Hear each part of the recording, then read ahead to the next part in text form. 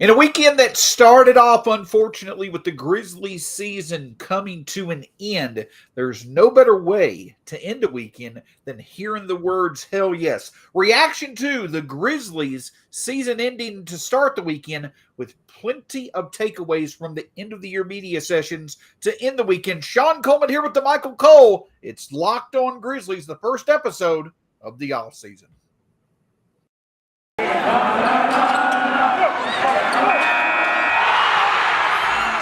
Locked On Grizzlies, your daily Memphis Grizzlies podcast.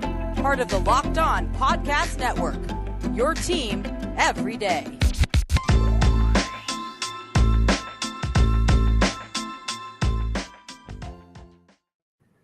Welcome to the Locked On Grizzlies podcast. My name is Shawn Coleman. Hope wherever you are and wherever you're listening, you are having a wonderful start to your week. Find me at StatsSAC on Twitter. Here with me is Damichael Cole. I'm sure happy to be back in the Bluff City with the traveling that he's done over the past few weeks. And listen, I'm going to be honest with you, Damichael. I think you might expect for us to be a little bit more downtrodden now that the season is over, but I'm ready to get to work. It was exciting. I understand that the playoff series didn't work out, but man, I'm ready to get to work because there is so much to build off what was a special season. Shawn, this is the fun part for me. This is the nitty gritty. This is where the basketball heads come out, and this is also where the real definition of fanatic, you push that word out, fanatic. This is where the fanatics show themselves, because you know what's going to happen at the end of this offseason. Not just Grizzlies fans. There are going to be about 10 fan bases possibly who come out of the offseason saying, we're about to win a championship. So I love this part of the year, Shawn. It's fun.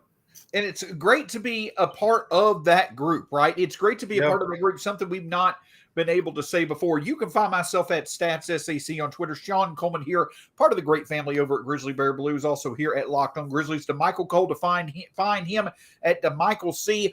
Awesome, wonderful first year with the Grizzlies. I'm not just saying that. I actually do mean it. Over at the Commercial Appeal. So much great content coming from Damichael as well, and your host here at Locked On Grizzlies. You want your top spot to come for off-season content? It's right here with me and Damichael. So Damichael, before we get into, obviously yesterday's, big end of the year media sessions, let's talk a little bit about the series. Let's talk a little bit about Game 6. The Grizzlies coming off Game 5, which was they whooped the Warriors' ass. Let's just be honest.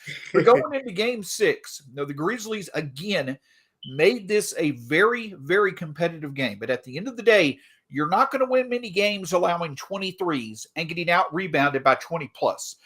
And that was what defined the series for me. The Warriors finally showed up to their ceiling, but also the big thing, the Grizzlies just could not get that consistent possession edge to be able to get victories that they needed, especially late. Game 6 was a puzzling one, Shawn, because looking at coming into this series, I think me, you, and anyone who watches basketball thought, man, the Warriors average rebounding team, not even top tier rebounding team. Grizzlies have been the best rebounding team all season long. Steven Adams, Brandon Clark, Ja rebounded as a guard. It's no way. We all thought this is an obvious strength that the Grizzlies had coming into this series. And at the end of the day, the Warriors kicked their butts on the glass, and none so more than Game 6. They had the rebounding advantage in every game except, Grizzlies Game 5 win. And it looked like, the Grizzlies found something in Game 5 on the glass. Steven Adams playing more, and everything there. But the Warriors, like good teams do, they made that adjustment.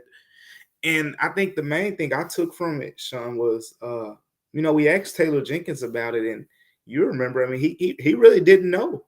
He didn't know what to pinpoint it to. Kevon Looney, I was talking to the Warriors beat writers just to get a better idea, does he rebound, at a high level like this? Like, just usually, even when he's playing 12, 13 minutes, is his rebounding presence felt like it was in that game? And they said, no. So, it's kind of hard to put that together because this is a great rebounding team. Kevon Looney, by, talking to people on the Warriors side, he is not a great rebounding player. And the Grizzlies were the number one rebounding team in the NBA, and they got dominated 70-44 on the glass. And actually, they held their own despite of that for 3 quarters, but it was that fourth quarter, Shawn. I think the Warriors finished with 21 second chance points. 13 of them came in the fourth, and that's when the game got broke open. Absolutely. And you got to hand it to Kevon Looney. Not his typical performance. He absolutely dominated. The Warriors made the adjustments to go a bit bigger, and that's what they did. But another takeaway from this, Damichael, and I'll get into this a bit more later this week, working on a piece over at Grizzly Bear Blues right now about optimism and opportunity when it comes to the offense for the Grizzlies.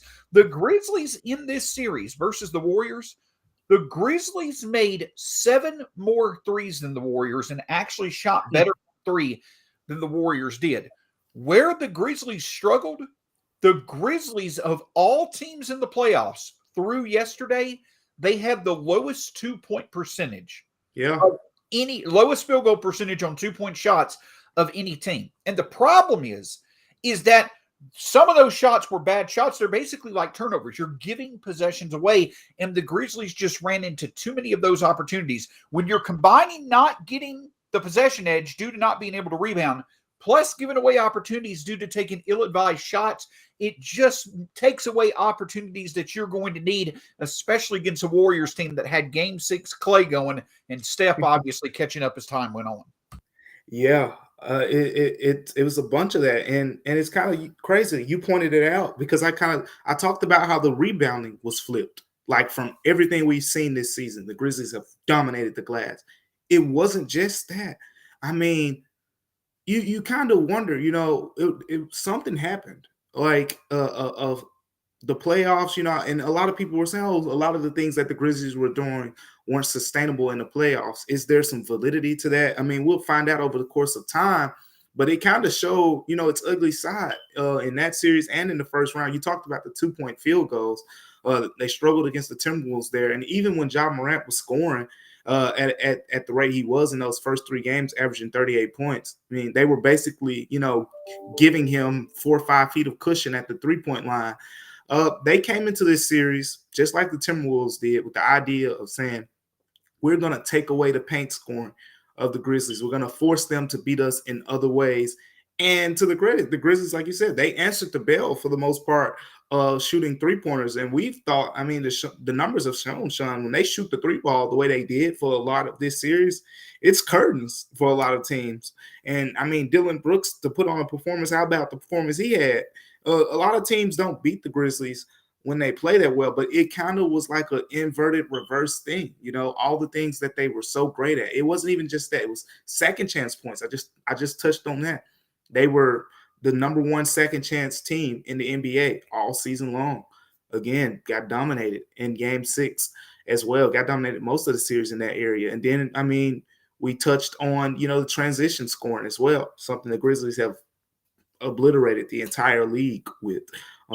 Same thing as well in this series. A lot of things that they were really great at, the Warriors did a good job of kind of taking away. But, on a positive note, I think the Grizzlies showed, a different side, Shawn. They showed, hey, you take away our A, we have a pretty good B.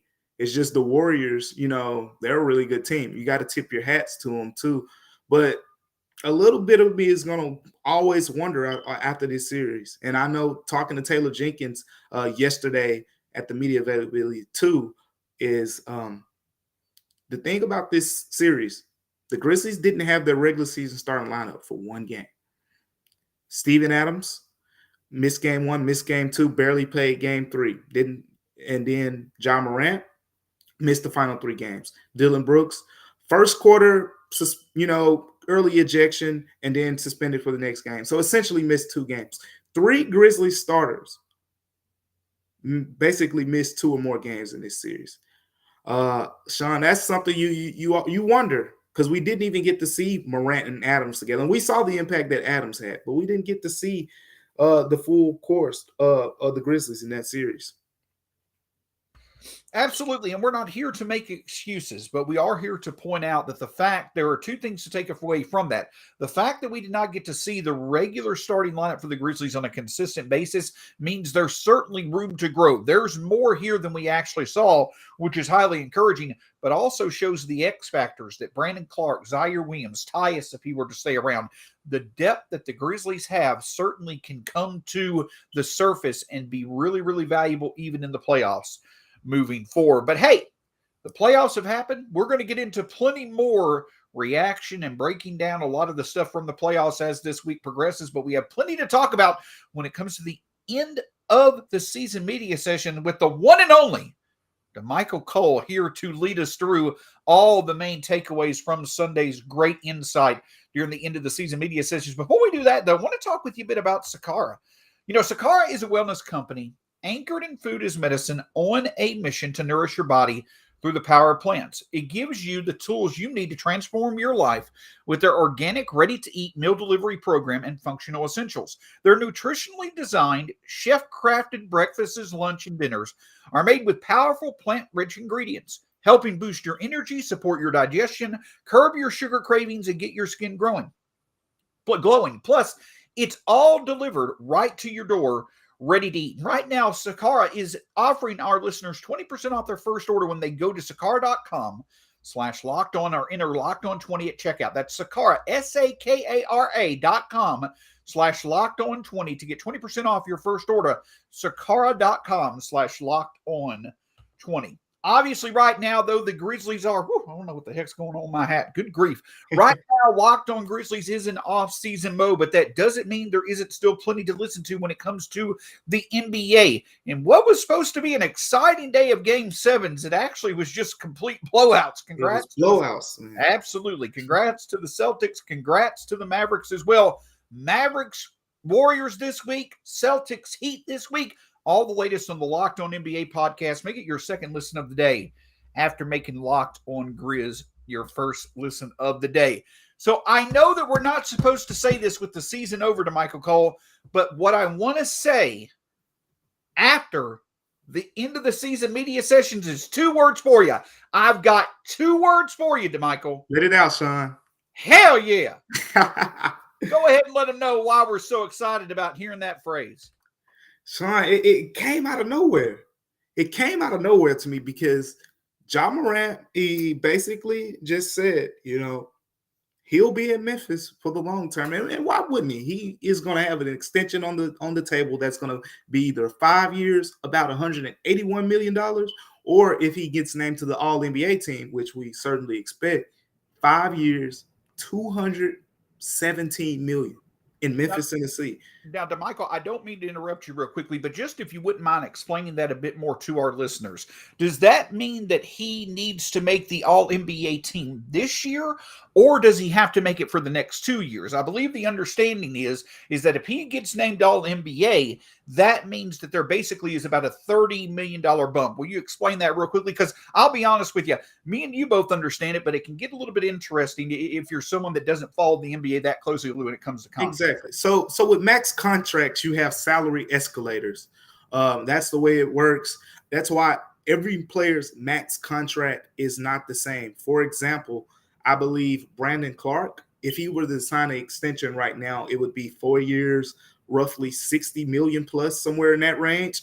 And I think it's the same thing for a couple other Grizzlies players who are extension eligible as well. But Ja Morant, there are escalators I think it's 30% of the team's scoring production. And of course, 27 points a game and all the great things he did, assisting the basketball.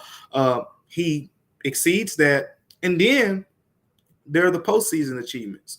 More than anything, winning an MVP, that's an escalator. Being named All-NBA, that's an escalator. The escalator that Ja Morant has a chance to get is being named All-NBA. If he is named All-NBA, first team, second team, third team, it does not matter. He will be eligible for a 5-year, $217 million contract extension. So here's another guy, Michael Porter Jr. He signed a similar extension last year. And a lot of people probably were, confused by the language in it, because in Michael Porter Jr.'s contract last year, I don't remember the exact numbers, but, he had a 5-year extension as well last summer. And it basically was, it's going to be X amount, or if he plays to this level next season and gets named All-NBA, it gets escalated to another amount.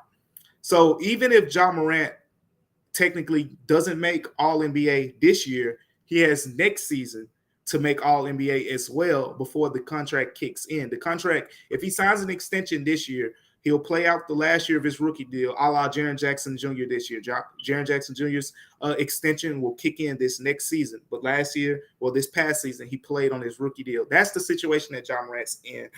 Shawn, I'm pretty much for going. I mean, it's going to be $217 million. It's going to be the largest contract in Grizzlies franchise history. And it's going to be the first time that a Grizzlies rookie signed that max extension. So take that, all the people still mad about, Hasheem Thabeet and everything in between, all those misses. Ja Morant rookie extension, but he's excited, Shawn. One more thing I wanted to add.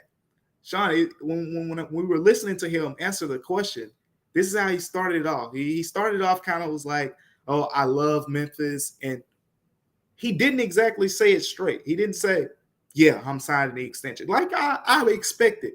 So when he started the conversation, Shawn, I'm thinking, he's not gonna commit to it just yet. And if you don't commit to it, it's people are gonna wonder. But he eventually goes into the conversation and he says, if you're asking me if I love being here, and he says, hell yes. And Shawn, the relief around Memphis, Tennessee was let out at that moment. Absolutely. And I don't think that this is something that a lot of us had any question about, but it's always good when you have a player that you never had the caliber of before, like Memphis has in Ja Morant. It's great to hear. But the other thing, before we get into things some of the players said, let's talk a bit about Zach Kleiman, who, we rarely hear from him. I believe that this is the 4th time we've heard from him, between the opening media session of the year through the end of the year media session. Zach Kleiman talking about a few different things. He hinted in what capacity he could, the Grizzlies are definitely likely going to offer Ja the, max extension. But a couple of other takeaways that really, really are nice to hear. Zach Kleiman has gone from 18 months ago saying, hey, this year is more about data accumulation for the young roster we have, to now any move we make is in the idea of us going all the way. And also, we're going to be able to have the financial resources to pay who we want what they deserve to put this team in the best chance to win. If you wanted reassuring words that the Grizzlies are getting commitment from every single level that they need to have as long of a title contention window that they need, that certainly was great to hear from Zach Kleiman. Yeah. Big bag Zach. That's what I call him. Big bag Zach, because he came out and he straight shot it, people are wondering. Small market, and you hear all of that, right? You hear people say the things about, can a small market team do this? Can a small market team do that financially? He comes out and he basically says, we're not worried about any of those small market notions. He feels like they have the full support of Robert Perry, which is very critical, because I had some people, when I tweeted out, his response, some people were commenting and saying, well, Robert Perry is the owner. He's like the 4th richest owner in the NBA. That is true.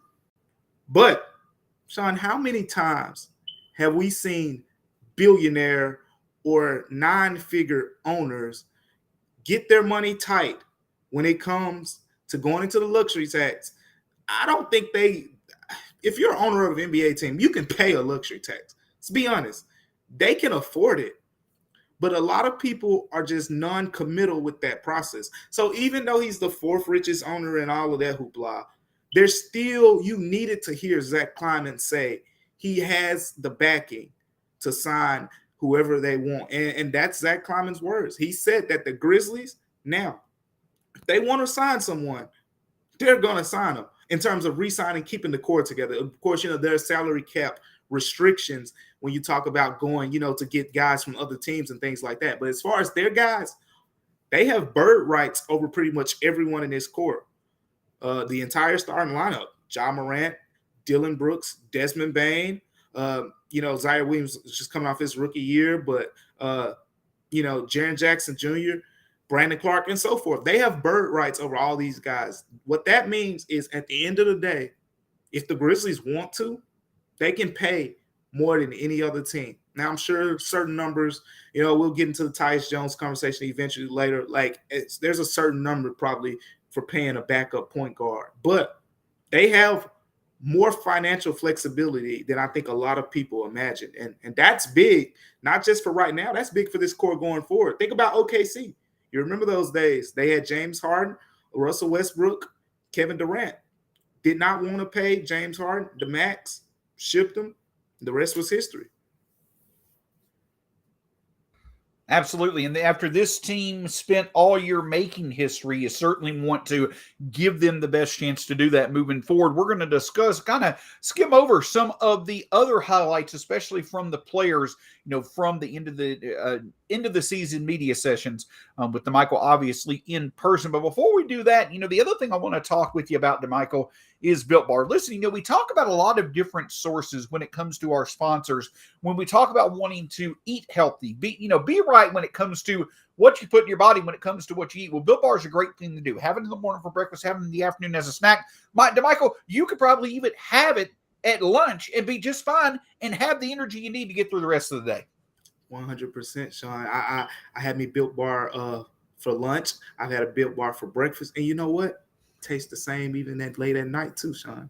Exactly. And it's a great way to, begin your day, end your day. And if you go to built.com right now, you put in the promo code LOCKED15, you get 15% off your next order from Built Bar. Make sure you make Built Bar a part of your day. It's here to stay. Go to built.com, put in the promo code LOCKED15 to get 15% off your next order from Built Bar. Listen, on tomorrow's episode of the Locked On Grizzlies podcast, we're going to get a bit more into the playoff performances of several of the Grizzlies' best players, looking at what areas we can be optimistic about, also some opportunities that may be there as well for growth when it comes to future playoff opportunities. Check out that and much more on tomorrow's edition of the Locked On Grizzlies podcast. Now, Damichael, as you had mentioned, we're going to have plenty of time to really get in, break down, talk, many different perspectives about the futures of several Grizzlies. But one of the things that really stood out to me when it came to potential extension for Brandon Clark, looking at the free agencies of Kyle Anderson and looking at the free agencies of Tyus Jones, one consistent thing that stood out to me, they all love Memphis. Sure, they want to make sure long-term that based off what's out there, they're doing the best for their situation individually. But when it comes to one thing that Memphis can offer, despite potentially being able to offer a little bit more money than other places, all of these players love the situation that they're in, and that probably has a big part to play into their decision about where they want to be long-term. Yeah, just listening to Tyus Jones talk, he loves his time here. He talked really highly of just the city of Memphis, and things like that. One of the players, I'm blanking on who it was, but one of the players was like, "Oh, it's Brandon Clark." Brandon Clark, actually, when he was asked about signing an extension, and he said, he thinks of himself as a cool, low key, person. He likes the way he vibes, to the city of Memphis. And then, of course, there's the team camaraderie that everyone who follows the Locked On Grizzlies podcast and everyone who reads my work, Shawn's work, or just follow the Grizzlies, period. You all know how close this team is. It's one of the closest teams in the league, and it was showcased over and over and over. That stuff matters, But at the end of the day, I think with these free agents, it's the older guys, it's Tyus, it's Kyle. And one thing those guys know, and they kind of hinted on to it a little bit, is, you got to take the emotion out of a decision like this. And that's the tough part, because the Grizzlies have that advantage, especially with Tyus Jones. He talked over and over about how special a season it was, but that's the advantage that they have. I mean, who would have ever thought that, playing in Memphis would have become such a lucrative thing? I thought it would. But, I mean, now seeing, these players who are veteran players who play in Minnesota like Tyus, who played in San Antonio like Kyle with some really good teams, they really enjoy being here. And we've already talked about the fact that Ja enjoys being here. We know Jaren enjoys being here because he agreed to the extension. One of the big talks of the day. First off, let's also talk about one of the bigger takeaways up from the day as well, Ja Morant's health. It was revealed that the team is very confident that his knee injury is simply going to take care of itself. Non-surgical, some rest, some relaxation to get healthy again, but he should be 100% well before the start of next season. Ja mentioned it himself as well. It's not going to be fun for him because of how much he loves to play. He wants to be out there. Yeah. Exactly. But he's going to do everything he can to be able to get back into the dark, as he says, get to work and become even better than he once was. But one of the key takeaways also comes to Jaren Jackson Jr. and the focus for him of becoming more consistent, regaining that outside shot. The consistency he showed on offense, the team, everybody wants him to be that consistent force on, or defense wants him to be that consistent force on offense. But the other thing that stands out that was talked about a bit, Damichael, was the overall chemistry with Ja and Jaren continuing to level up. And reps were the big thing that was talked about, but it was exciting to see the specifics that were there from Taylor Jenkins' point of view and Jaren's point of view for him to put in the work to get even better on offense going into next season. Yeah, both of those guys, I'll start with Ja because he's a basketball gym rat. He wants to be in the gym bad, and Grizzlies fans aren't going to like this. Is going to hurt a little bit because Ja Morant, I mean, just to put in perspective, I guess, where he is, where he feels he is, because, the diagnosis that we got from the Grizzlies was, bone bruise and doubtful to return for the playoffs, not just the series, for the playoffs. Ja Morant said he wanted the Grizzlies to win that game 6 so he can at least, attempt. He didn't say he would play or anything like that. So don't mix my words here. But he basically said he wanted to try to give it a try for game 7. That's a tough pill to swallow considering he was averaging 38 points. But it also talks to the warrior he is, on the floor. He basically said anytime he feels like he can be out there, he's going to be out there. There was also the questions about, his health long-term and things like that. The Grizzlies feel like he's in a good spot. He feels like he's in a good spot. He basically said, all of the injuries, the way that they happen, were just, situational things. But with Jaren Jackson Jr., this team, they really believe that we talk about untapped potential and things like that with a lot of players. Shawn, they believe that guy can be really special. And I mean, Taylor Jenkins gave him a list of things to improve on, right? Every player gets a list, rebounding or shooting or, work on, isolations this or shot creating this. Jaren Jackson Jr. walked in the media room, Shawn, with a packet. Not just one, sheet like a lot of players get. Hey, work on this X, X, Y, strengths, weaknesses. He had a packet. It looked like me writing my 12th grade essay, Shawn. He comes in there with a packet. He sits it on the table, and I think someone mentioned, Taylor Jenkins talking about things he needs to work on, and he just picks up the packet and he's flipping through the pages. It's like, yeah, all of this is what he's giving me. He gave him that list, Shawn, not because he had a terrible season and he's saying, hey, you need to get better at everything. He gave him that list. Taylor Jenkins basically said this. He gave him that list because they know how good he can be. They know the ceiling on that guy is unlimited. And that's why I think he had the biggest packet things to work on. And they're really pushing him. And let's be honest, Shawn, the extension kicks in this season. So the fairy tale stage is now over because you have a bad performance now. People are thinking about how much you're taking up on the books when you're on a rookie contract. But they really believe in him, Shawn. They really think he can be something special, him and Ja Morant together. But I thought that was really telling how Taylor Jenkins talked about it. And then after he talked about it, we saw it. We saw Jaren Jackson walk in there with a big, thick packet of things to work on. And I agree. And it's going to be fun to see, and especially with the fact that he's not going into this offseason with health in question. He got through this entire season healthy. That's going to be the focus of it. But I'll tell you another really, really fun thing, really, really fun takeaway from media day, from the end of the season media sessions. Zaire Williams, someone who comes across as very humble, very kind, very smart. he was very, very confident in his words, saying that he doesn't feel there are many people out there who has the skill set that he has to do what he does. God-given, yeah. That the sky is the limit. But here is the big takeaway of all. Desmond Bane talked about how he's ready to get into the gym, put in the work. He's going to do it in Memphis. And who's the one player that he said he's going to do it with? It's going to be Zaire Williams. If last year was the summer of Bane, and it led to the breakout Bane had this year, just imagine if Zaire works with Bane. I'm not saying you may see as big of a leap, but you see the progression, and you see the progression with the shot.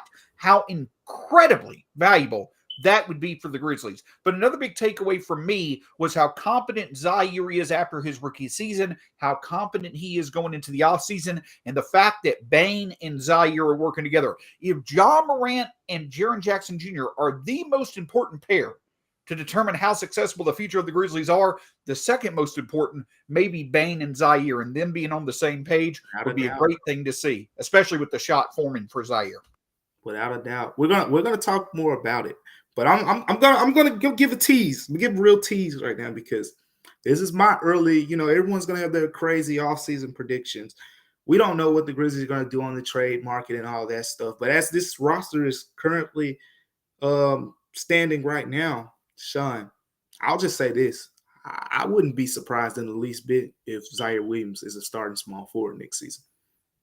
Not by a bit. I know Dylan Brooks long standing as a starter since he's, pretty much the last 4 or 5 plus years in the league. I know all about that. But I also saw in that room how confident that guy was in his game. And it's funny because, and I said, we'll talk more about it, so I don't want to get too deep into it. But I will say this. It's funny how a lot of the Grizzlies fans saw this season. You saw him, as a spot-up shooter, guy getting out in transition, a role player. Zaire Williams said this is the first year in his life that he had to play a role like that.